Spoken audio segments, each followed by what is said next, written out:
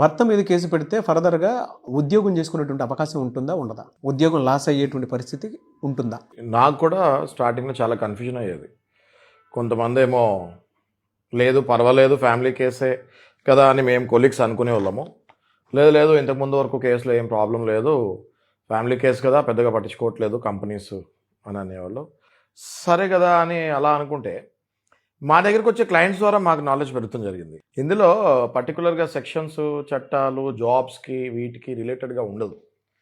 Company to company Nagaraju గారు మనం కనుక తీసుకుంటే 100% ప్రాబ్లం లేదు అని అనుకోకూడదు. నంబర్ 1 ఎందుకు అంటే company to company HR rules ఎట్లయితే మారుతూ ఉంటాయో వీటి పట్ల కూడా రిస్క్ ఆఫ్ ద ఎంప్లాయీ అన్నది ఒక ఫ్యాక్టర్ ఉంటుంది.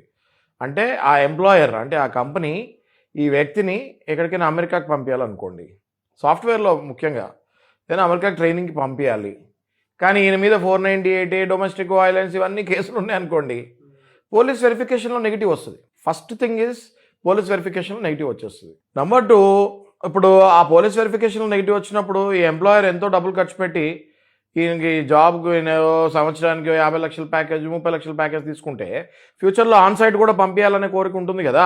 ఆ ఎంప్లాయీ మీద ఎక్కువ డబ్బులు లాగాలని ఉంటుంది కదా కంపెనీకి కూడా. మరి దానికి పనికిరాడు కదా. అదొక ఫ్యాక్టర్ వేర్ ఈ రెజ్యూమ్ ఎంట్రీ లెవెల్లోనే రిజెక్ట్ అయ్యే ఛాన్సెస్ ఎక్కువ ఉంటుంది. ఎందుకంటే వాళ్ళు background check, police verification check 2 చేస్తారు. బ్యాక్గ్రౌండ్ చెక్ ఏమో ఇంటర్నల్లీ క్రిమినల్ కేసెస్ ఏమైనా ఉన్నాయా లేదా, మన కంపెనీ అట్మాస్ఫియర్ బాగుంటుందా లేదా అని.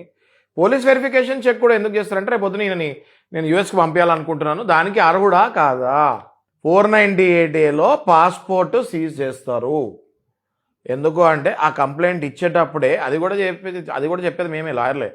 అటువైపు నుంచి లాయర్ ఎవరైతే ఉంటారో వాళ్ళు క్లియర్గా కంప్లైంట్లో ఈయన బయటకు వెళ్ళే